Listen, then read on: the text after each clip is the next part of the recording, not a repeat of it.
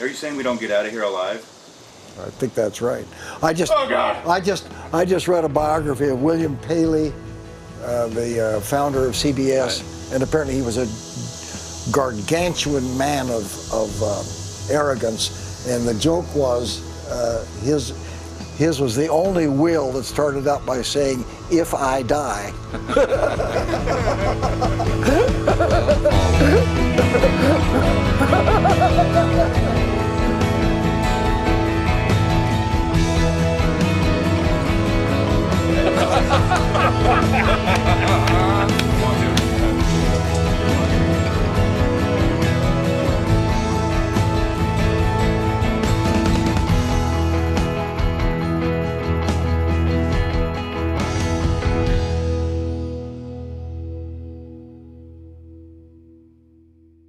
So empire co-opts death. Okay? That's right. And we've made it a problem to be solved. So now, when somebody dies, we look for the self-inflicted explanation. Well, they smoked. Now, if you're over 90, you're given a free pass, but most of us aren't going to make that. You will. But so even now, and John McKnight, in 1906, 70% of the people died of natural causes. Now nobody dies of natural causes. It's not a category.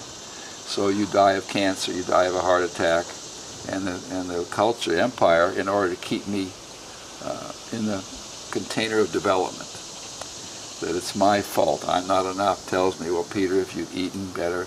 And I love the fact that Jim Fixx, who invented jogging, died while jogging. Okay. Now the empire says, well, he just proved his case. He didn't jog enough. So death becomes a medical failure. And And then what follows is that all of the medical resources flow to the top of the pyramid where the money is. Mm-hmm. So these people can imagine that they can extend their life, whereas primary and secondary health care is neglected in order to do these exotic things. Exactly. You can't make a living as a primary care physician. That's right. And even in the moment of death, you know, hospice was a neighborly movement to create a support system around the end of my life. Once the medical system had decided we've done everything we can, or the family, then hospice. Well, now hospice has been co-opted. So every hospital now has a hospice section. And the sales pitch is that if you stay in intensive care, it costs you $15,000 or $20,000 a day. Maybe an hour, I'm not even sure, a day. But if we transfer you to hospice, it only costs $8,000 a day. So that's just stunning to me. Yep. So now if I got to be rich to die, you know, or be pitiful, or jog. So even death, which is a source of vitality, gives meaning to your life. If you weren't going to die, you'd never go to the movies, because you say, I can see that anytime. No. You'd never do. This is why the gods got envious of humans, because they were bored. If you're going to live forever, why would you do anything? You know. So Peter Kestenbaum wrote a book called The Vitality of Death. The answer. Is there an answer to death? And so I think what religion does, or theology, or the Old Testament does for me is it allows me to embrace the inevitability. So fallibility is a warm-up for death. It's an early warning system. Yep. And so what you're doing in your work, why I need the faith community, is to help me reconstruct my relationship to death and realize it's going to happen, and it's fine. It's just fine. I'm not going to put my brain in a cryogenic chamber in hopes that my death will be solved someday. And so I think the faith community is, I need you. I need you to change my relationship with death, which allows me then to experience aliveness. So I'm not, to live to prevent death isn't a lie. You know, I need you to accept my fallibility. I need you to accept that there are certain things, not that we don't know, it's they're unknowable. You represent mystery to me.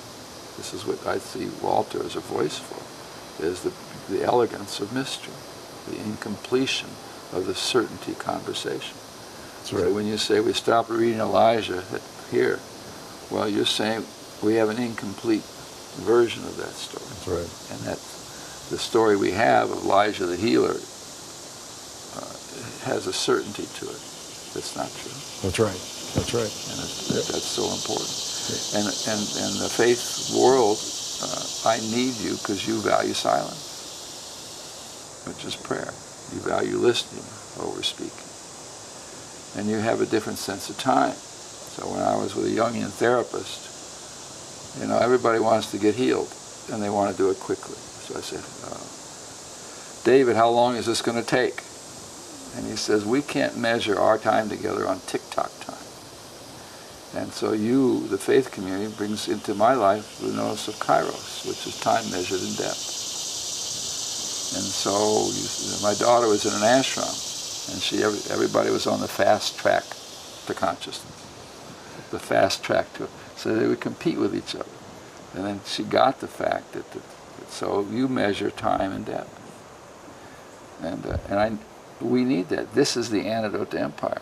These are the elements of a communal or neighborly world, or the neighborly protocols.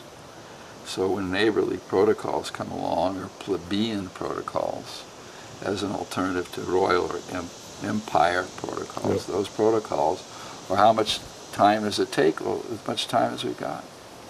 When neighbors sit down, they don't, you know, that's why it's the corruption of neighborhood are play dates. So my daughter is scheduling my grandchildren's weeks. So when I go to visit, I kind of get a schedule, a Google calendar of their play dates and where they're going to be. When they will be available to you. Exactly.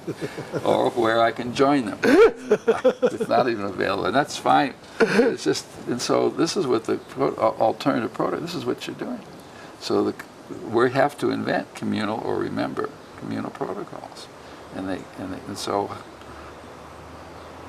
there's time for everything. So you've given me this language. Everything in its time. You know, seasons. All these things aren't open. This tree is not interested in my idea of when leaves might make sense. And so we see this in food now. So the localization of food is a communal protocol. Yeah. So I belong to a community-supported agriculture. This is what citizens can do. Join your local community, which means that I give them the money ahead of time, which allows them to be less nervous about Pharaoh intervening. And they give me what's grown in season. And so I'm learning what grows in August. I'm learning in July. Now if I go to the supermarket, which also grows things, they grow perfection 12 months a year. The globalization of food. Amen. Yeah, exactly. So these are the neighborly protocols. That's right. That's right. So time, as much time as I need, you know, and so this is the radicalism. This is your radicalism, which is an alternative to protest, because most protests, most revolutions believe in empire. They're just mad about who's in charge. Right. So that's a conversation I don't want to participate in. I don't care who's in charge. God bless people willing to be in charge. Whereas that's that certain surrender. Yeah. That leads to life. Like, but we're not taught that a death leads to life. We are now.